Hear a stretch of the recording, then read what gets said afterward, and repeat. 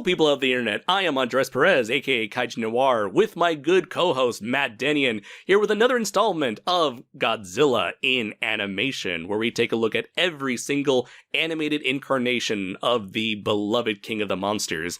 And so for this particular episode, we decided to take a look at a rather interesting film, because it's probably the only one, not counting, the Superman Max Fleischer short we looked at a while from the very get-go, The Arctic Beast.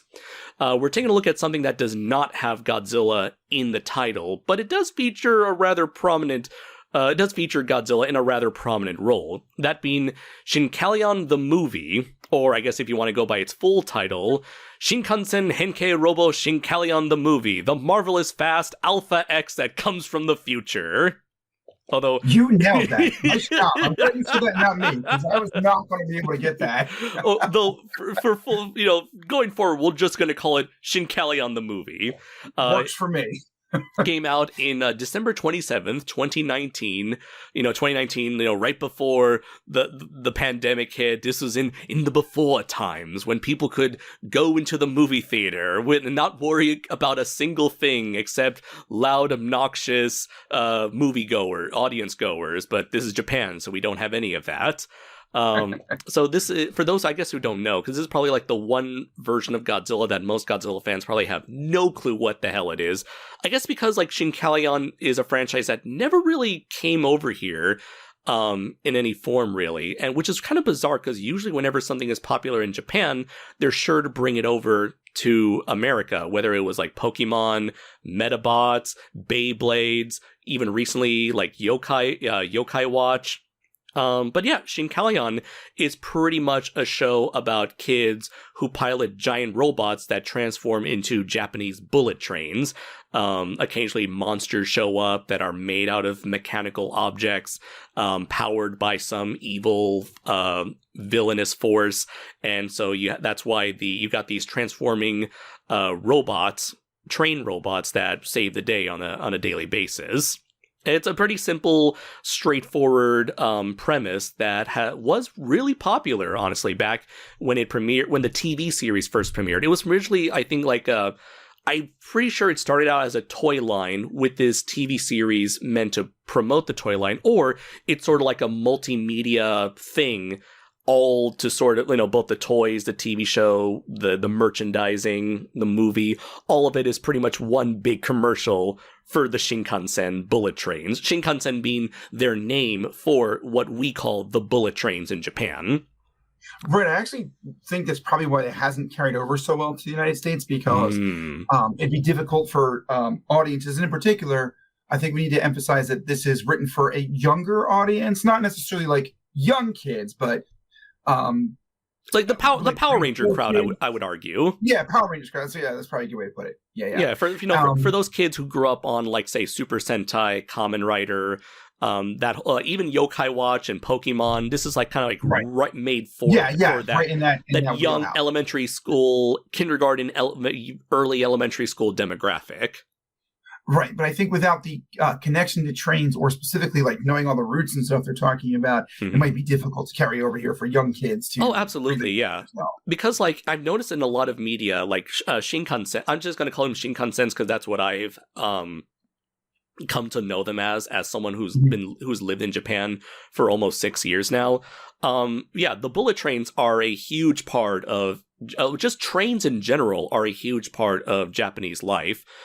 Pretty much you don't really need to have any cars, because you got this very convenient, cheap, fast, super convenient means of transportation that is unlike anything we have in America, really. Whereas in America, we have trains, but they're usually too slow and too expensive, so it's like not worth it. If you're going to spend that much money on transportation, you might as well take a plane. Otherwise, most people generally move around by car. See, that's the deal. I feel like we're able to have like something like Transformers, because Transformers mainly revolve around vehicles that we're more familiar with, like the Autobots themselves are cars, and cars are a big part of culture. Even like going all the way back to, like, let's say the 1950s, when hot rods were all the rage. Right. America has always been a culture revolved around the roads and cars, the automobile industry. Whereas with something like Shinkalion really pretty much like catered towards the Japanese culture of where trains are the means of everyday transportation. And as someone who has used trains to get from one town to another, I can certainly say that is the case for me as well. If I ever want to get around town, I use the bus. If I want to go from one town to another, I use the trains. And if I want to go like really far away, rather than taking like 5 hours on a regular train from like Nagoya to Tokyo, I just take like the roughly 2-hour bullet train ride from Nagoya to Tokyo. So like usually Shinkansens, the bullet trains are usually like take up half the time it would take for a regular train to get anywhere. Right, and I think the point you're making is that trains are very interwoven into the Japanese culture and to the everyday life, which like we just don't have here as much, except for here it's more cars, which may be why this series hasn't translated it over as big as something like a Pokemon or a Yokai Watch or something like that. Right, exactly. And so during this, during this like in recent years, this period, we have seen trains show up at a few times within Japanese media. And the one that comes to mind was there was like not a recent at this point, it was like I want to say an early to mid 2010s Super Sentai team called Tokyuger. And this was one of those Sentais that never got adapted into Power Rangers. And I feel like it's simply because it's perhaps that Bandai at the time was not confident in selling a bunch of toy trains to a show centered around toy trains to kids. Simply because, kids today don't have the sort of the attachment to trains. I mean, there is Thomas the Tank Engine, but even then, Thomas the Tank Engine was always like a more fantasy-driven series. The whole like Island of Sodor, Sir Topham Hatt, the fact that you have talking trains with cute, fun personalities. Meanwhile, just having go ahead. So even for like Power Rangers, only like Lightspeed Rescue, I think that use trains at all, right? If I'm remembering. Didn't they have like a train transport? Oh, yeah. They did have the, what was it called? Like the Super Railroad Megazord or something. Yeah, I guess that was like the one instance where they got away with a train Megazord, but it was never like the main gimmick of the entire show. No, not by a long shot. Right. Yeah. And in fact, it would famously like put the original American Ranger in that series to make it more relatable, right? I guess so. That was Lightspeed Rescue. That was the one with the Titanium Ranger. Right. Titanium Ranger. Mm-hmm. Yeah. And here we are with Shinkalion. And so I guess in preparation for this, because Shinkalion the movie is meant to be sort of like, I guess, a bookend to the season 1 of the Shinkalion anime, which ran from January 6, 2018 to June 29th, 2019, running a total of 76 episodes, which is really impressive for... Yeah, it's a long run. Yeah, it's like usually most of these type of shows would get around like 50 episodes. So to go for 76 kind of shows you just how successful this franchise was. It was pretty much the thing that I saw everywhere in every toy shop from like 2018 to 2019. And so this movie came out December, so that's a good like half year after the show ended. And so we wouldn't really see a whole lot of Shinkalion until like a good 2 years later in April 2021, where we got a second season /series, Shinkalion Z, and which is currently has been ongoing since April of last year with 33 episodes under its belt as of this recording. So I haven't seen as much of a presence of Shinkalion Z in comparison to Shinkalion. I guess it's just that thing where, kids grow up and the younger kids are attached to the newest thing that's out right now. I know, right. What was it? Demon Slayer is still the biggest thing, the hottest commodity right now. So, who knows? I'm sure there is still an audience for Shinkalion Z, or it could be one of those things like, say, Digimon, where the kids were really into Digimon, the original Digimon series, but then as the show went on, you saw a diminishing returns as kids grew older. They're not interested in the new version, or the new kids today are not interested in that new version that's a sequel to a thing they didn't grow up with. It's kind of like the sort of what do you call it, the cycle of children's entertainment. Sometimes you're able to pull a Power Rangers or Super Sentai and keep shit going for generations upon generations, or sometimes not. I guess only time will tell if Shinkalion Z will ever reach the heights of that first 76 episode series. 76 episode series. Yeah. I guess so, go ahead. I was going to say, with as popular as the series is, I guess it would make sense then why Toho, who's trying to get Godzilla out there more with their new push, would put him into a series like this, just sort of out of the blue, right? I mean, it wasn't like a whole lot of build up to it or anything. No, yeah. It's kind of like the same thing as any sort of like movie tie-in. Just any like anime tie-in movie, whether it's like Dragon Ball or it's, Demon Slayer. Whenever something comes up, whenever something is popular on TV, you're sure to get a movie. My Hero Academia is another one. Right. Whenever you have something that is, big on TV, you're sure to get a standalone movie where the characters go off on a brand new adventure and they're able to sell tickets and for fans for like the children who grew up on that TV series, and they're bringing their parents along, forcing their parents along with them. And I think you made a good analogy that this movie, because I tried to watch it, just the movie, without checking out any of the series at first. Yeah. You said it must have been like what our parents felt like just taking us to see a Pokemon cartoon. Yes. What is this? Where they give you like no kind of context or background to the characters. They just assume that you know who the characters are and what's going on. Absolutely, yeah. Or like in isolation, a little hard to follow. Yeah, whether it's like Pokemon the first movie, Digimon the movie, or what was it? I'm sure some kids must have brought their parents to see, or teenagers must have brought their parents to see Dragon Ball Super Broly when it was, or Battle of Gods a couple, almost 10 years ago. Right. Jesus.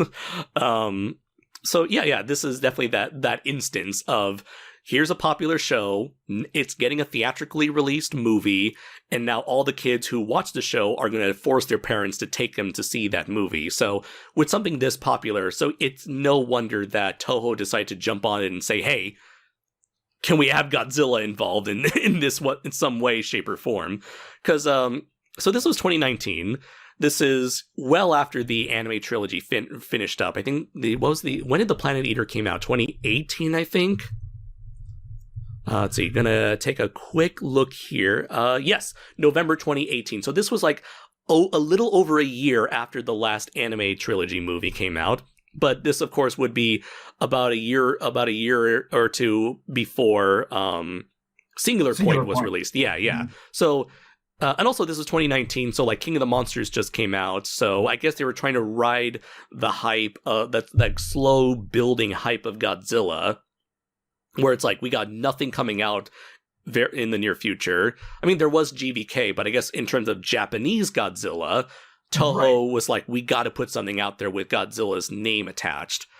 And so I'm assuming that's how they sort of came to collaborate with them, because not only is this movie collaborating with Godzilla, but it's also collaborating with two other, admittedly more popular IPs, those being Evangelion and Hatsune Miku, both of which had their own respective crossovers within the 76 episode TV series.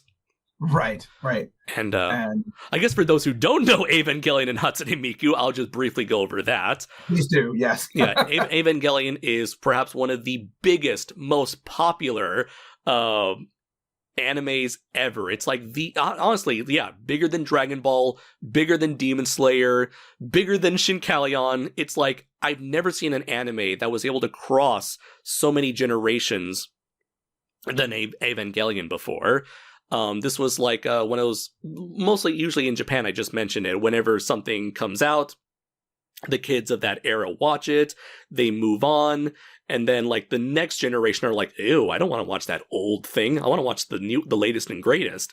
But not so much with Evangelion. Evangelion, at least especially through the recent Rebuild movies, was able to reach multiple generations of people. And I feel like I could go into that, but long story short, I feel like Evangelion is one of the most relatable animes out there, and that's why it's managed to have a presence this long lasting in Japan.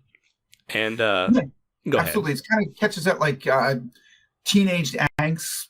Yeah, oh yeah. That we all go through. So, even Garayann catches that well, that coming of age stories. Right, coming of age, talks about, addresses societal pressures, being forced into a role that you're not ready for, the sense of isolation, the detachment from your friends and family and loved ones. It covers a lot of basic ideas that anyone from any country could relate to. And having lived in Japan as long as I have, a lot of the struggles I see from the main character of that show, I see a lot in everyday Japanese life from many individuals across all walks of life. A lot of people struggle through isolation and depression and societal pressures. And so the fact that they decide to collaborate, and well, it's not so much of a surprise that they collaborate with Shinkalion, because Evangelion, they have like collaborations like once a month, it seems. They've collaborated with everything from razors, shoes, bicycles, backpacks, watches, restaurants, fucking crawfish model kits. Jeez. They have, and even Godzilla. So like Evangelion is no stranger to collaborations, but the fact that like a show like as targeted at a super young crowd like Shinkalion, they were able to collaborate with like a more mature series like Evangelion was pretty surprising on Shinkalion's part. By the way, there is a great video out there that looks, I think it's titled, "Can You Live Off of Evangelion Merch Alone?" That's a great video. I highly recommend you check it out. The audience checks it out. All right, so you've explained, our audience knows who Godzilla is, and they probably have a good understanding of Evangelion. Can you explain the third crossover? Because that's the hardest one to relate to. So this is the one I have the least knowledge of, but I have the basic grasp of it. Okay, do you know Gorillas? Okay, it's that. Imagine Gorillas if it was an anime girl. Okay, for those, I guess some people might not know who the Gorillas is, which is kind of sad and depressing. Yeah. Because we're fucking old, man. That's true. Especially me. So, like, Hatsune Miku was originally a computer program where you can it's called what's called a Vocaloid. And this Vocaloid, you program music. You choose what lyrics and what notes for the Vocaloid to sing, and it'll sing it.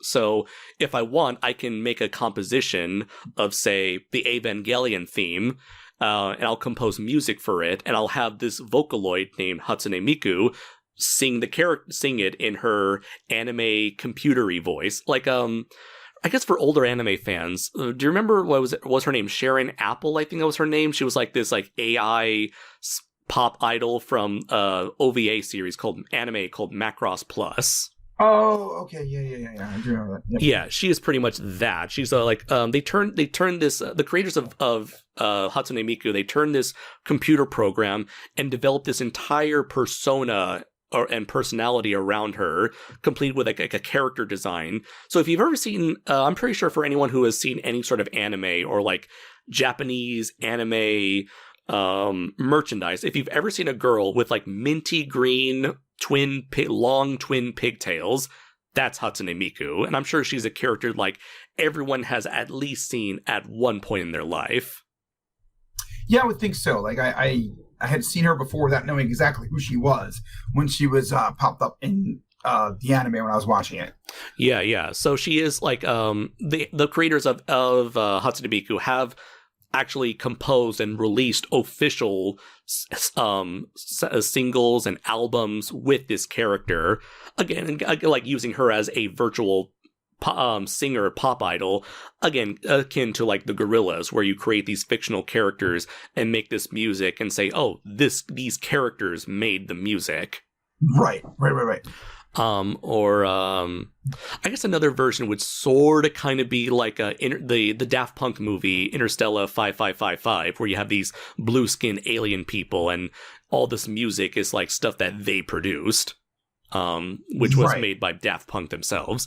But yeah, anyways, this is a character that has had like a large presence in Japanese pop culture, and so apparently for the Shinkalion series, they made a younger version of her because I guess she's like 16 or something canonically, but then the Shinkalion version they made her like 10 or 11 to match the ages.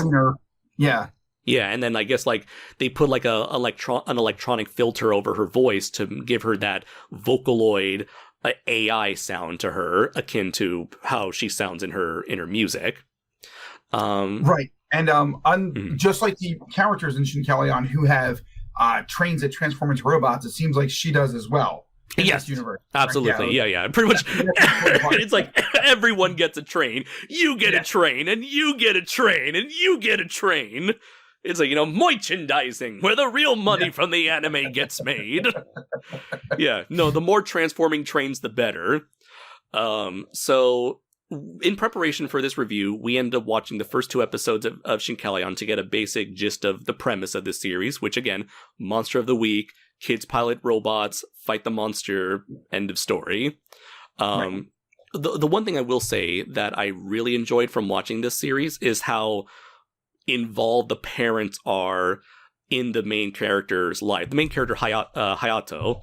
So it's really cool to see the parents this involved, especially the dad. Mostly because, like, you never see the parents involved in a lot of children's media, especially Japanese media.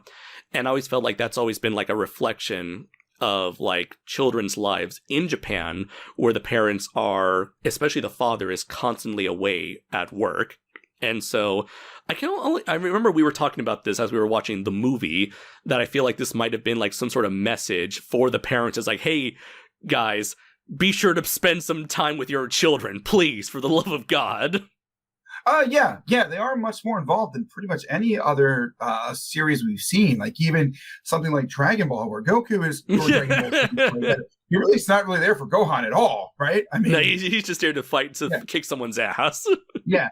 So the parents are more involved in this series. I think some other high points would be, we talked about that the fight scenes are done pretty well in this series. Yeah. Right. And it's like, it's also very surprising because, like, whenever there's a show featuring a lot of CG, especially for like the action sequences, big giant robot stuff, usually that takes me out of the series.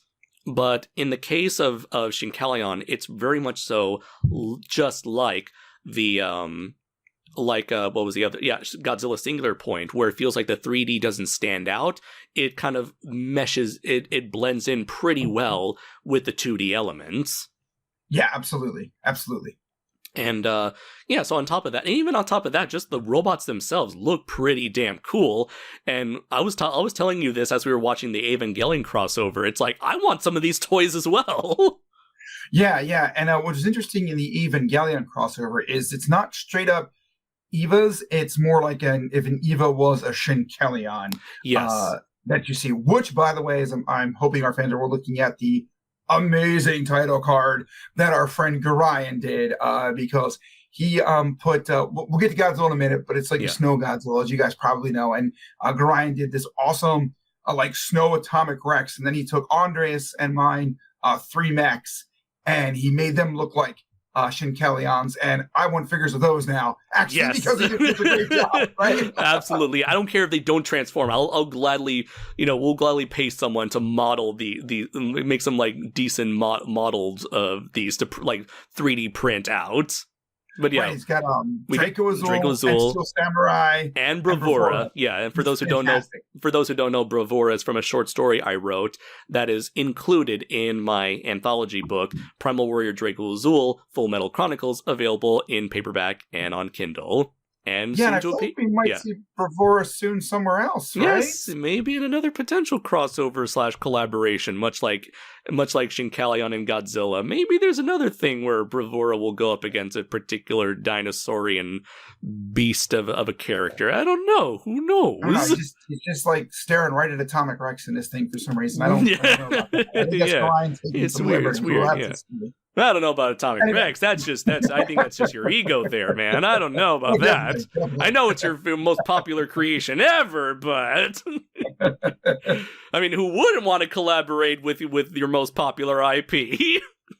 Well, I don't know. Maybe the gorillas do, because I might go back and get them now and then the story and make it work like that. What do you think? Maybe. Who knows? Anyway, that's not what our fans want to hear about, right? What are the gorillas doing right now? I'm sure they're not doing much. Nah. But anyways, yes. But big shout out to Garayann, who did the title card for both this and for the Singular Point review. Do follow him on all social medias, which I'll have in the link below. Again, we can't thank you enough, dude. Yeah, really. So yeah, the Evangelion crossover was pretty interesting because it was like the main character falls asleep, enters a dream world, but it may not be a dream world where Evangelion exists, but like apparently the Evangelion train exists in both worlds. And it's like, I guess we're supposed to assume that the Evangelion train that he's aware of comes from this dream, quote unquote pseudo dream world where Shinji and his friends pilot these trains to fight angels on a daily basis. And shockingly enough, this is a version of Evangelion where Shinji is actually happy. Yes, yeah. But it is difficult to follow the stories. I felt like for the Shinkalions, like I said, when I first tried to watch the movie with Godzilla in it, it was difficult to follow what was going on. Even when we went back and watched some of the individual episodes, we were like, so do they share a world with Evangelion? Or are they crossing over to another world? It took us a little bit to figure it out. And then we kind of just chalked it up to the fact that like they're kind of just writing this for kids who don't care. Yes. It's just, whatever. We're getting Shinkalion versions of Eva, so it's cool. We'll just roll with it. And go like kids do not care. They're just like, look, giant robots, and it's this other thing I've heard my big brother talk about. Right, and it's the same approach is taken for Godzilla in the movie, pretty much. Yeah. Oh, that's the weirdest thing. Okay, so I guess like Godzilla does show up pretty early on in this movie, Very and like early, yes. He just shows up out of nowhere, and everyone's like, "Hey, is that? Could it be?" Yes. So it looks like they're already familiar with Godzilla, but it's never stated if Godzilla exists as a legit character or if he exists as a fictional character in this universe. It's super weird and vague. Right. It's like, is Godzilla there, or do they know him, as you said, as a fictional character? And even so, it's a version we haven't really seen before. Although, right, because they I think in this movie they designate him Snow Godzilla, right? Yes, they do. So it's like, why? But why though? It's like, if he is Godzilla, why give him a different name? I don't know. And it's like that's the weird thing. Like these like. I guess that's my biggest complaint about this movie is like the villains are super generic as hell. I think they're like villains that we've never seen before, much like any other anime tie-in movie, where it's like, we've been around this entire time, and we are actually related to the villains from the TV series, and we're going to take over the world. And like, there's like, they got these like ice powers and this like, interdimensional travel, so you'd think, maybe Snow Godzilla comes from their planet, and maybe the villains are sending Snow Godzilla out to terrorize mankind before they send their robots, or maybe they're using Snow Godzilla to test out their interdimensional technology. But no, it turns out Snow Godzilla has nothing to do with these villains. Right. He's just a random wild card who I guess is like a victim of circumstances, where he just shows up because the villains are fucking around with interdimensional travel technology. Right, he seems to just fall into a rift that they've created that happens to connect to perhaps another universe where the Snow Godzilla is from. But even then, the movie never tells us. You and I, we're just filling the blanks right now. Right, you don't know. For all we know, what we're talking about is it's complete bullshit, but the movie gives us nothing. It's just much like the Evangelion one. No, not even.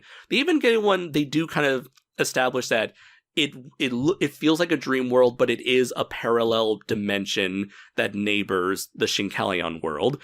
Right. But with Godzilla, and also with Hatsune Miku is a natural part of this universe. Right. She's just a girl who lives in another part of Japan who pilots her own robot. With Godzilla, it is you are left completely in the dark as to the nature of Godzilla in this universe. And I gotta wonder if Godzilla was somehow like a last-minute inclusion for this movie, and maybe the writers just had no idea what to do with him. That is true, because like the scenes that he appears in, they don't really like drive the story either. No. So he appears early to fight. What's her name? Can you say it, please? Hatsune Miku. Right. Early on. Yes. Then we get a scene with him later on where he fights the main character and the main character's time-displaced father. Yes. Right. And then he shows up sort of at the very end, but not interacting with anybody other than the villain to help fight the main villain in a very quick scene. Yes. So it's not like if you're watching this for Godzilla, you're not going to get a ton out of it. Right. I think.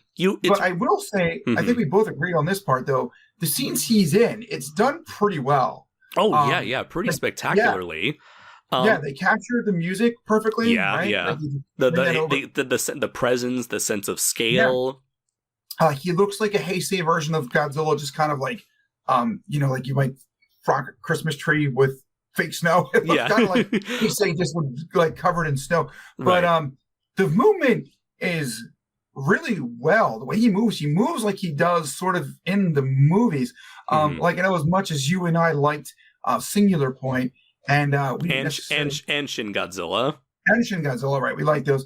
But just thinking in terms of animation components, he moves much better. His whole body moves as opposed to just like the tail. Right. That we saw come in. Yeah. That was the thing. Yeah, you mentioned that when we were watching the movie, and it is a rather peculiar thing to note, because these more recent incarnations of Godzilla have steered him more towards this like sort of almost like how would I say, emotionless, this emotionless monolith, like, single-mindedly moving forward in a straight direction. And I like that version of Godzilla. It makes him very mysterious, very imposing. Kind of like the angels from Evangelion. They don't show any sort of character or personality. They just move forward. And the fact that they have no real sense, you can't get a feel for what they're thinking, makes them all the more scarier, in my opinion. I agree. Even Anno did this as well with the God Warrior from the God Warrior Appears in Tokyo. Again, large, singular, uncaring, weapon of destruction just chugging forward. But with Godzilla here, they definitely put a lot of character into him, where he's pissed off. He most likely has no clue what's going on, and he just wants to fuck shit up. And it's like, you feel that, and you get a feel for that in the animation. So it's kind of strange that you get a very expressive Godzilla from the least likeliest of places. Yeah. Right, because he's not on the screen much, but he is expressive for the time he's on there. And like I said, I think he in general looks like the Heisei Godzilla, and he seems to express and act himself like that way, where he's not really like the superhero of like the late Showa era, but he's a wild card. Yeah, more of a wild card. Right. But he can determine when he doesn't like something, he's going to go after it. Is kind of what it comes down to. Yeah. Now, some fans, when it was first announced that when Snow Godzilla was first revealed, people started making comparisons between this Snow Godzilla and a particular fan animation.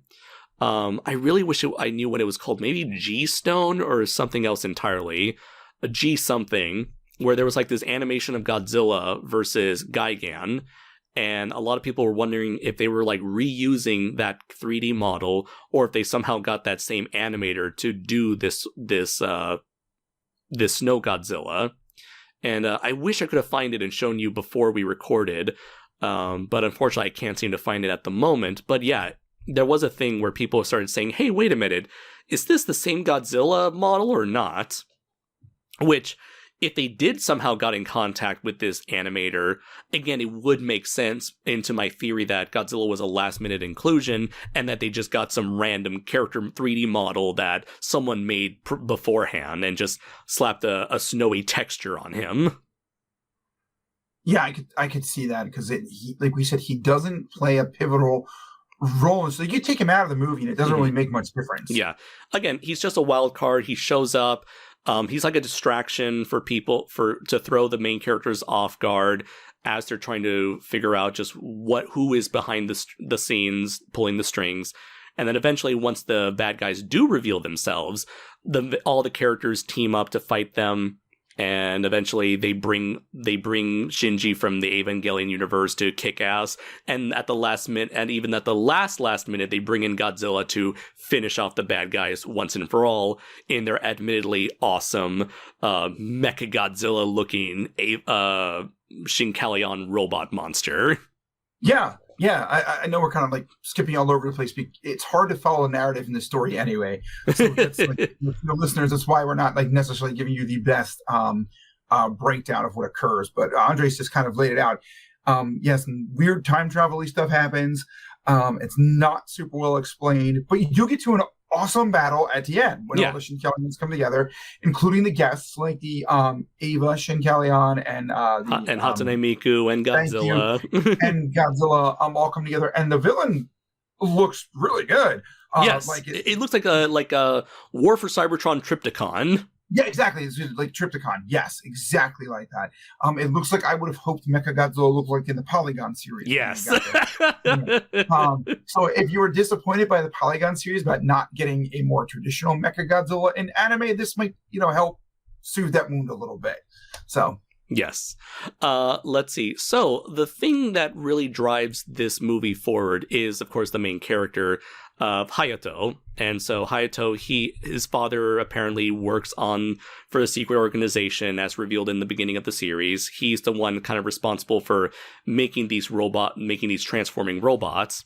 And so it turns out he also can pilot a robot himself, as both he and his son fight side by side against Snow Godzilla, which was pretty cool. And by the end of the battle, once Snow Godzilla disappears mysteriously, so does Hayato's father, and in his place is a little kid.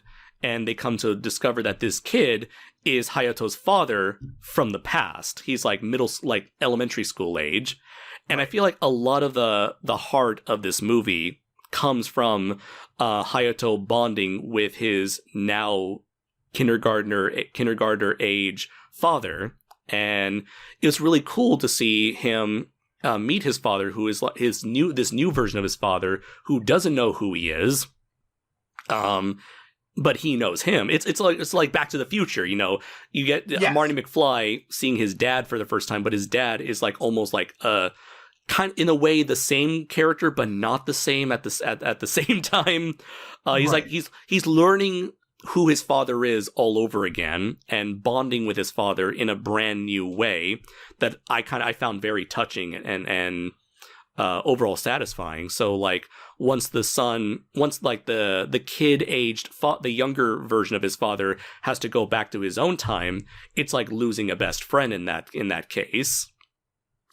Right. But it wasn't a touching story because you get to see, but I think Back to the Future is probably the best analogy, where he gets to go back and not he, I guess the dad goes back, but he meets his father as a younger person, and finds out that they actually they have a lot in common. It wasn't like a bad dynamic before that, though. Like you said, the father is interested in what the kid's doing. Yeah, when he's fully grown. I mean, it's like I guess to explain a little bit, in the series, Hayato, the main character, he's like fucking obsessed with bullet trains, with these Shinkansens. He's guy's like a big nut. It's like, he's gonna about like lose his fucking mind anytime he sees a train or a train station, which does exist in Japan. There are people, kids and adults alike, who love visiting different train stations. Oh yeah, well, like in the U.S., there's people that are obsessed with cars like that, kids too. Like, super, very much so. Yeah. Or like, heck, within our own Godzilla fandom, there are people who are like obsessed over Godzilla and nothing else. So this is one of those. This is a kid who has that single-minded mentality. Yeah. In fact, what was it at the beginning of the Evangelion episode? He's like just taking pictures of trains at this one particular spot where you can get the best angle as they're at their like fastest speed. So what was it? So his father kind of got him interested in trains. And so as a kid, you can see that the father as a kid was still interested in trains, but he is very reserved, incredibly shy, and is hesitant on sharing his hobby to anyone else, mostly because at school he was bullied for liking trains. And while we were watching this movie, I was explaining to you how as kids grow older, they're sort of pressured into abandoning their likes and interests and hobbies as they start to focus more on studying and schoolwork. And now I think in the movie, it was explained that at that point in time, the father had to sort of stop being interested in trains and start focusing on getting into on studying for the entrance exams to enter middle school, Right. which normally you don't need to do. In Japan, there are entrance exams for universities, entrance exams for high schools, but there are usually no entrance exams for middle schools unless you're going to a private middle school. So that's normally not a common thing, but for anyone who wants to pressure their kids at that young an age usually the parents would wait until they enter middle school, then they start pressuring them to start studying so that they can get into college 3 years later. No, high school 3 years later. But like you can see already, this poor kid already has to deal with this immense pressure of having to drop everything and study. Which does make kind of sense in the fact that he would grow up to become somebody who's involved in this high level. I don't really know if it's secret, but like a high level. Oh yeah, it was secret because things and robots. Yeah, that the whole. I forgot to mention, like whenever they're fighting a giant monster, they put like a special hologram dome shield around everything to hide the battle from the public. Which is actually a cool concept that we thought, right? Yeah, As super. Watching, because you think about something like one of our favorite movies, Pacific Rim Uprising, where they end up wrecking half the city. Yeah, kind of go to cut down the collateral damage a little bit. Exactly. Yeah. But yeah, it does make sense that this kid had to study at a young age, and so eventually grow up to become this really smart individual. But it could be possible that like having gone through this very it's possible, this guy never. It's great to see that this is a character that never gave up on his hobbies and eventually started working on something connected to what he loves.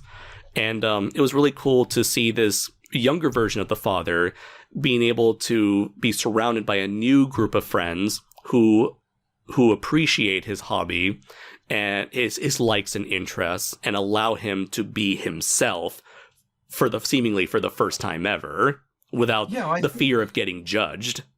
Right. And I think that for your fans in particular, people in our fandom, we can relate to that. You and I certainly can, because we talked about, how like, obviously we like giant monsters and Godzilla and stuff growing up.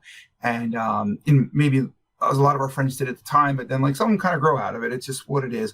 But now as adults, you and I were able to take our hobby and turn it into, like a more acceptable format, and that we're both creators at this point. Absolutely. Right? And, putting work out there for people. So I feel like it could relate in some respects to that sort of journey that the father goes on. So it's, again, difficult to follow. If you're just watching the movie, it's difficult to follow. But there is things in here that are relatable and interesting if you can follow what's going on. Yeah. That was definitely like the biggest surprise for me and like the biggest takeaway. And I think it's a really nice message of sort of like being true to who you are and not letting other people judge you, and finding people who accept you for who you are and not having to change yourself to appease other people. Right. Absolutely. Yeah. Yeah. It's a very heartfelt message. And, I was really surprised by just how emotionally invested I was into this series, into this movie that's connected to a series that I've seen very little of in the first place. Yeah, I would agree with that too. I think so. Like what you do follow is good. When Godzilla appears, I think that the fans who haven't seen this yet, if they haven't, will be pretty pleased with the way he's portrayed in the time he's on screen. And then I think they'll find themselves invested like in the battles when they occur too, because they're absolutely good. The animation's good. Yes. A lot of fun. There's a lot of fun with the whole like time dilation stuff where characters are being sent to random places in time. What was it like? There's these two, like the main character has two best friends who pilot a red and blue robot respectively, and like as they're fighting the bad guys, they just get sent to like ancient Japan or something, or like older Japan. and that was really funny. What was it? There was also this bit where like some remnants, some like characters who were like connected to the bad guys from the previous episode from the TV series return, and it's like, oh wait, because we never saw the series, we're like, okay, who are these characters? Because it's sort of like, Dragon Ball Z, where it's like halfway through the movie Piccolo will show up, and then everyone will be like, oh, Right. it's that character. Meanwhile, we're like, who is this character? Yeah. Or in this case, it's like having like a Power Rangers movie set after Mighty Morphin, and let's say like Goldar shows up, and because he's like the last remaining villain from season 1, and meanwhile the fans will be like, oh wow, Goldar is still around. Meanwhile, us fans will be like, who again? Who? Yeah. Yeah. So it features a lot of like cameos. Guests, not cameos, but like guest spots from characters from the show. Like, look, this guy from the show is back. Oh, this guy's from the show is back. But that's something that's like that sort of enjoyment is stuff that unfortunately just flies right over our heads. Right. It would be. It doesn't seem to super take away from it though. No, it was still a fun ride all throughout. Right, like if so slight spoiler here, but if people haven't seen Spider-Man No Way Home yet, a certain Netflix character may or may not appear. But if you don't know who he is, it doesn't take away from the story. Okay, he's just kind of there. If you know who he is, you're like, oh. But if you don't know who he is, it's like, I don't know who that guy is. He just does his thing. So it moves on. Right. Let's see, anything else to bring up about this movie in particular? I guess like the confusing part was the nature of the Evangelion world, because it does show that Evangelion does exist. The Eva characters in the Eva world of Tokyo 3 does exist in a like parallel dimension, as you have Shinji crossover. But like, because this was before we had seen the crossover episode in full, we were a bit confused as to like when the main character goes unconscious, shows up in the Eva world, wakes up, and is back in his world. It was like a very weird transition, but having seen the crossover episode, now we know that's a reference to the fact that the main character has to like go into a dreamlike state to sort of enter that world. Right. So yeah, that was a bit confusing. So I would at least recommend watching the first 2 episodes and the Eva crossover. Just the bare minimum, just 3 episodes, which is episode 1, 2, and 31, before going into this movie. Yeah, it'll give you a better ability to follow the plot and what's going on and understand some of the aspects of it. But I do think overall that it was an enjoyable movie, right? Yes. Oh, absolutely. Yeah. I can't say it's super high level writing or level but it's enjoyable. It's a movie that's made to satisfy Shinkalion fans, and so as someone who enjoys it on a very basic level, I certainly got what I wanted out of it. Got great action, great animation, fun characters, and overall a really good message to take away from it all. Would I recommend this to Godzilla fans? It depends. If you like robots, if you like mecha, if you're a fan of like Gundam or Evangelion or Power Rangers, Power Rangers definitely. Or if you're a fan of Gridman, the Gridman anime, the Dynazenon anime, I would say if you like mecha super robot mecha anime, this is definitely for you. If you don't give a shit about robots and you only care about Godzilla, then there's not enough stuff in here for you then. Right, I would agree with that. I would feel like even when we did the Shin-Chan episode, for instance, like if you're Shin-Chan Shin-Chan definitely had a lot more Godzilla content for Godzilla fans than something like the whole idea of that episode was Shin-Chan doing a parody of Shin Godzilla with a little bit of like Godzilla 54 thrown in there for good measure. It's like they were like straight up like nonstop. We're doing a Godzilla movie, but with Shin-Chan characters. Here, it's just this is a Shinkalion story with some Godzilla sprinkled on top. Yes, yeah, that's I think you put it very well. That's just I can't think of how else to put it in there. He's just kind of in there as an extra, slightly more than a cameo appearance, basically. Right. But done well when he's there, so I don't think they'll be disappointed if they just kind of look up those clips if you're just looking for the Godzilla part of it. But like you said, if you like the things that you had mentioned, like the giant robot type stuff, I think this movie's worth checking out. You know, I don't think you're going to walk away feeling like you wasted an hour of your life or anything like that. If our fans were to watch through this. Right. But yeah, so those have been our thoughts on Shinkalion the movie, or just gotta say it one more time, Shinkansen Henkei Robo Shinkalion the movie, the marvelous fast Alpha X that comes from the future. We didn't even mention the Alpha X, the titular robot of Alpha X, but it's nothing really important, really. It's a MacGuffin. It's a trained robot that seemingly came from the past that they brought to the future, and it's the robot that the father, the kid age father, pilots alongside his future son. Yeah, I'll say it again. For all the cameos we had in here as an old school Transformers fan, I was really hoping for Astro Train, but no. Yeah, no Astro Train, nor even any of those like other bullet train robots from Transformers Robots in Disguise or what was it? I think it was Headmasters that also had like a bullet train robot combiner. Right. Yeah. All right, but those have been our thoughts. Thank you very much, everybody, for joining us on what may be the last episode of Godzilla in Animation for a while. Who knows what is to come for the future of Godzilla? Maybe we'll get a season 2 of Singular Point. Maybe we'll get something else entirely. You know, who knows? Or maybe we'll just get another random crossover like Shin-Chan or Shinkalion. Well, you know, we would have thought that this, when I first brought this idea to you, we would have thought it was done 3 years ago, and still here we are. Yes, right? We came here with 2 new installments. Yeah, yep. Yeah, you know, the future is uncertain at this point in time, but, you know, I'm sure whatever happens, yeah, we can all look back on it and say, wow, weren't we idiots thinking that?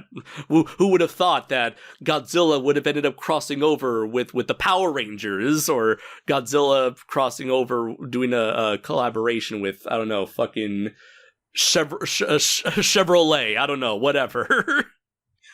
Who knows at this point? But anyway, as I say each time we think this is done, I've really enjoyed this journey, going on it with you from all the different eras we looked at. Mm-hmm. You know, we've looked at like Godzilla teaching kids like math and stuff, right? Yes. We see him shoot laser beams. We see him teach math. We see him do nothing. We see him do nothing, yeah. We see him evolve like a Pokemon. Yeah, we've seen him fight Superman 12 years before Godzilla was even created. Yes. So, you know, all kinds of cool things, man. But thank you for doing this with me. I really do appreciate it. I hope that your fans have enjoyed this journey as much as I have. Mm-hmm. So, yeah. Indeed. And I'm really glad. Apologies to our loyal followers who have probably been waiting for us to talk about this movie for the longest time.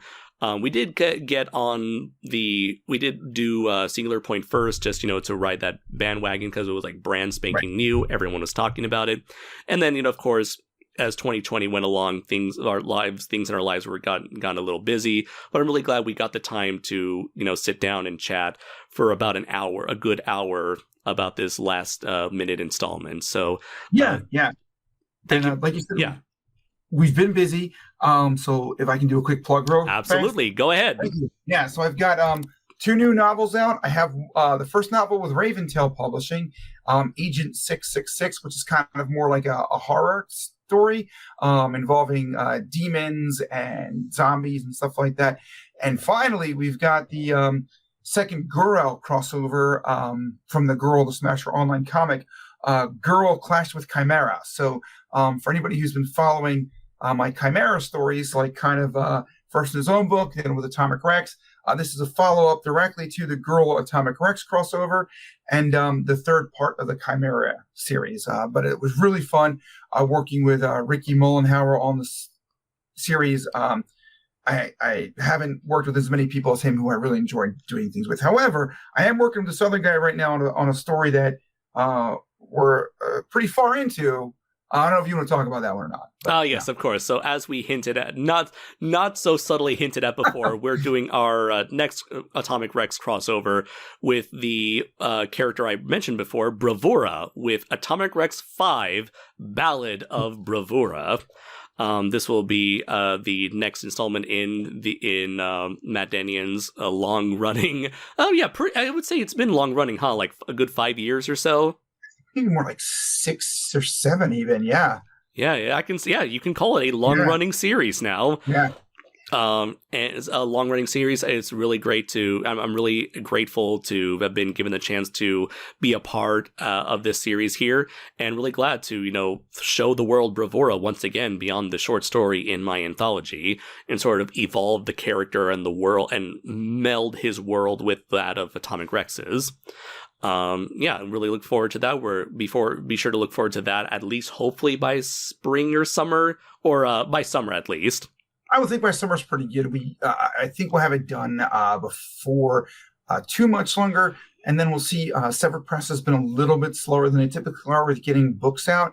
Mm-hmm. I'm sure part of it's because of the pandemic is just slowing everything down. Mm-hmm. So that'll be part of it. But I think summer is a pretty safe bet that we have it out by midsummer this year. Absolutely. So, definitely keep your eyes peeled. I'm sure that you and I will promote it on our social medias. Yes. And, maybe I'll just throw it out for now. Do you want to come back and do an episode on it when we're done to talk about it?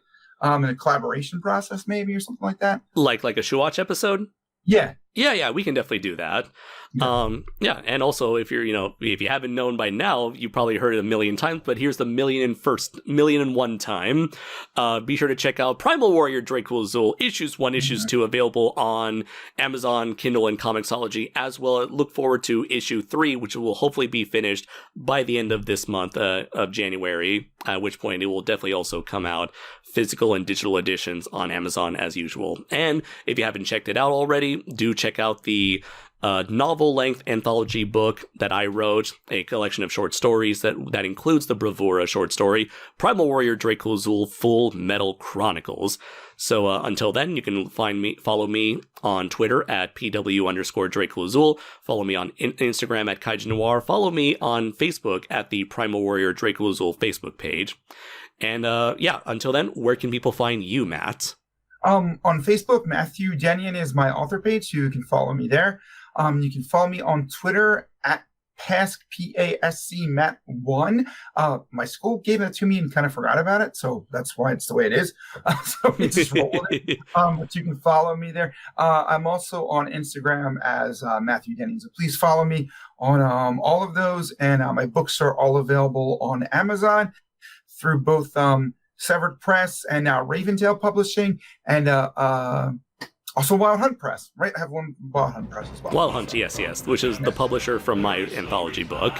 Yes. All right, until next time, everybody, I have been Andres Perez, a.k.a. Kaiju Noir. And I've been Matt Dennion. And until next time, everybody, take care.